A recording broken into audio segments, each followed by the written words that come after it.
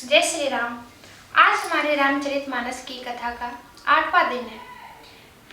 इससे पहले हम लोगों ने अब तक पढ़ा कि गोस्वामी तुलसीदास ने सभी संतों के महिमा का वर्णन तो किया ही, पर उसके बाद भी वो जो दुष्ट प्रवृत्ति के लोग होते हैं उनको प्रणाम करें, वो भी सच्चे दिल से उनको प्रणाम कर रहे हैं, उनको प्रसन्न कर रहे हैं। आज कि हम अपनी कथा को इसी को आगे करेंगे कि इसके आगे गोस्वामी तुलसीदास जी और क्या वर्णन कर रहे हैं इन दुष्ट प्रवृत्ति के लोगों के बारे में। तो चलिए कथा को आरंभ करते हैं। पर आकाजु लगी तनु परिहरि, जिमि हिम उपल कृषि दलि गरहि। देखिए क्या वर्णन कर रहे हैं इन दुष्ट प्रवृत्ति के लोगों का।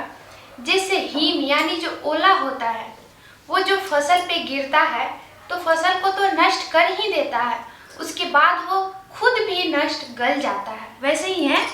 पर आकाज लघु तनु परिहरहि, ये दूसरों के बुराई करने में या फिर दूसरों का हानि पहुंचाने में अपने आप को नाश कर लेंगे, ये इस प्रवृत्ति के लोग हैं जिसका वर्णन गोस्वामी तुलसीदास जी कर रहे हैं और जिनको प्रणाम कर रहे हैं। बंद खलजस शेष सरोसा, सहस बदन बर नहीं परदोसा।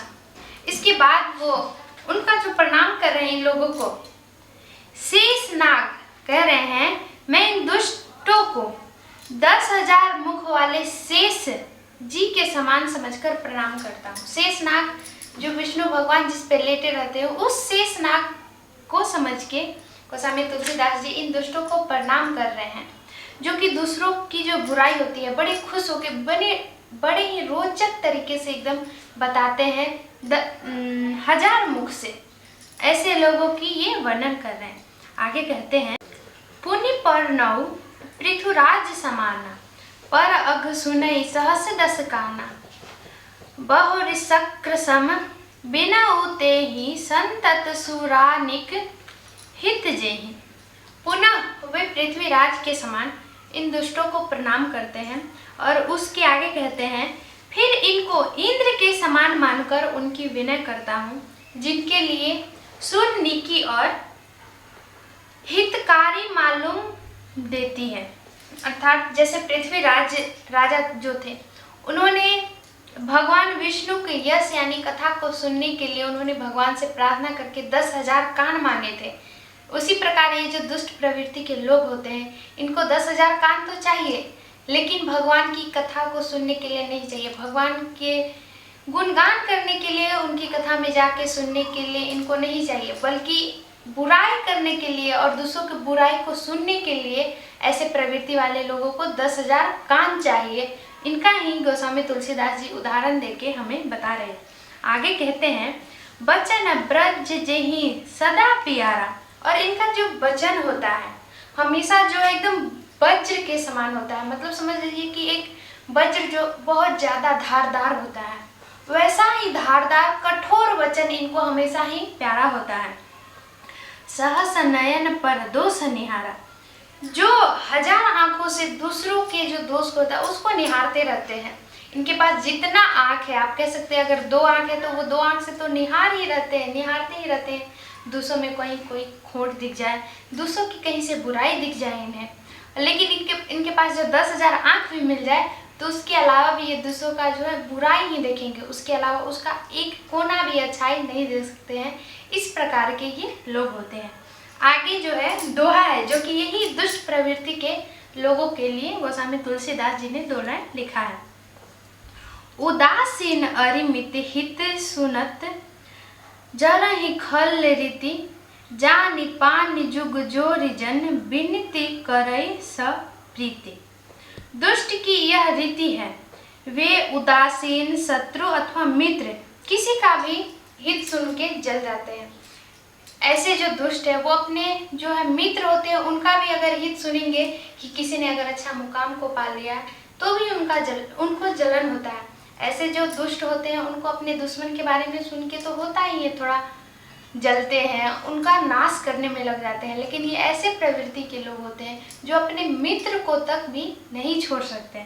आगे कहते हैं यह जानने के बाद भी गोस्वामी तुलसीदास जी कह रहे हैं, मैं जानता हूँ ये ऐसे प्रवृत्ति के लोग हैं, फिर भी मैं इनको प्रणाम कर रहा हूँ। कहते हैं, जानी पानी जुग जोरी जन विनती करई सब प्रीति। यह जानकर दोनों हाथ जोड़कर जन प्रेम पूर्वक उनसे मैं विनय करता हूँ कि मैं विनय कर रहा हूँ ये जानने के बाद कि ये ऐसे प्रवृत्ति के लोग हैं जो अपने मित्र का भी अच्छाई को नहीं देख सकते, उनको बढ़ते हुए नहीं देख सकते। ऐसे लोगों को भी मैं प्रणाम कर रहा हूँ। मैं अपनी दिशे किन्हीं निहोरा तिन्हीं निज ओर न लाउब भोरा। बायस पलियति अति अनुरागा हो ही निरामिस कबहु की कागा। मैं अपनी ओर से विनती की है, मैंने अपनी ओर से विनती की है, परंतु वे अपनी ओर से कभी नहीं झुकेंगे। आगे कहते हैं कि मैंने अपने ओर से दोनों हाथ जोड़ के इन दुष्ट लोगों को प्रणाम किया है, इनसे विनती किया है, लेकिन ये जो है अपनी आदत से नहीं चूकने वाले हैं और मेरी जो है हानि जो है, मुझे हानि पहुंचाने की जो इनकी प्रवृत्ति है वो भी ये लोग नहीं छोड़ सकते हैं। और इसके आगे एक सुंदर सा उदाहरण भी उन्होंने दिया है। कहते हैं, बायस पलियहि अति अनुरागा। अगर आप कौवा को बचपन से ही पालो, उसको पाल पोस के बड़ा कर दो, उसके बाद भी होई ही निरामिस कबहु ही कागा, इसके बाद भी वो निरामिस हो जाए, ये संभव नहीं हो पाएगा, क्योंकि उनका वो प्रवृत्ति है, उनका वो गुण ही है कि वो मांस को कभी ना कभी खा ही लेंगे। आप काग को कितने भी प्यार से पाल पोस के बड़ा कर दो, चाहे उनको दूध दे के खिला पिला के बड़ा करो या फिर अनाज ही दे के बड़ा करो, लेकिन वे जब अपने पंख पे उड़ने लगेंगे, जब वो बड़े हो जाएंगे तो अपने गुण और अपने स्वभाव को नहीं छोड़ सकते, वो मांस को खाएंगे ही। उसी प्रकार ये जो दुष्ट विचार के लोग होते हैं, आप उनके साथ कितने भी घुल मिल जाओ, कितने भी उनको आप अपने घर में बुलाओ, बहुत ज़्यादा मान सम्मान करो, लेकिन वे जो है अपने प्रवृत्ति को नहीं छोड़ने वाले हैं। वो हमेशा ही आपको हानि पहुंचाने के बारे में सोचेंगे। अगर आप किसी मुकाम पे पहुंच रहे हैं तो अपना हानि करने के बाद भी आपके मुकाम को नष्ट करना चाहेंगे, आपको पीछे लाना चाहेंगे। ऐसे दुष्ट प्रवृत्ति के लोग हैं। बंदव संत असज्जन चरना दुख प्रद भयहु बीच कुछ वरना। बिछुरत एक प्राण हर लेहि मिलत एक दुख दारुण देहि। इससे पहले तो उन्होंने दुष्ट प्रवृत्ति के लोगों को वंदना किया, उनसे विनती की, लेकिन अब जो है संत और असंत दोनों की विनती कर रहे हैं। गोस्वामी तुलसीदास जी क्या कहते हैं, अब मैं संत और असंत दोनों के चरण की वंदना करता हूँ। दोनों ही दुख देने वाले हैं, संत जो है और असंत जो है, ये दोनों दुख देने वाले तो हैं, लेकिन दोनों में कुछ अंतर कहा गया है।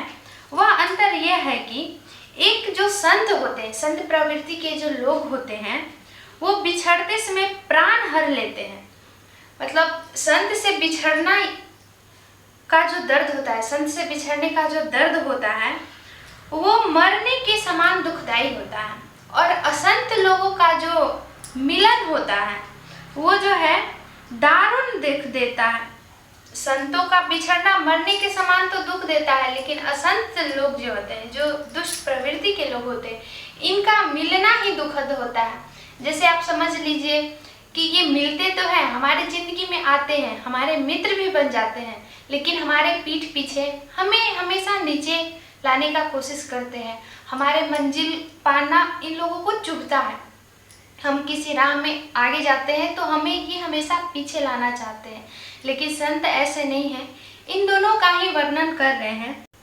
और आगे भी गोस्वामी तुलसीदास जी संत और असंतों की महिमा का वर्णन कर रहे हैं, उनके गुणों का वर्णन कर रहे हैं, लेकिन इसमें अंतर बताते हुए कि संतों की संगति से क्या लाभ है और असंतों की संगति से क्या लाभ है।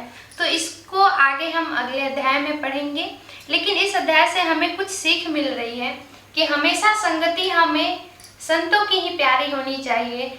असंत जो होते हैं उनसे हमेशा ही दूर रहने की कोशिश करना चाहिए। अगर वो हमारे बीच आते भी हैं तो आप उनसे धीरे धीरे पीछा छुड़ाएं और अपने अच्छे नेक काम में लगे रहें। नहीं तो ये जो असंत दुष्ट प्रवृत्ति के लोग होते हैं, ये हमारे बीच रह के ही हमारे पीठ पीछे घाव करते हैं, हमें नीचा दिखाने की हमेशा कोशिश करते हैं। 10,000 मुख से हमारी बुराइयां करते हैं, 10,000 आंख से हमारी जो है दोष को निकालते हैं और दूसरों के बीच फैलाते हैं। तो आप लोग भी इस कथन को याद रखें और अपने आसपास के माहौल में संत संगति वाले जो लोग होते हैं उनसे जुड़िए और असंगति यानी जो दुष्ट विचार के लोग होते हैं उनसे बचे रहिए, उनसे दूर रहने का कोशिश कीजिए। तो आज की इस कथा को हम यहीं पे विराम देंगे। जय श्री राम।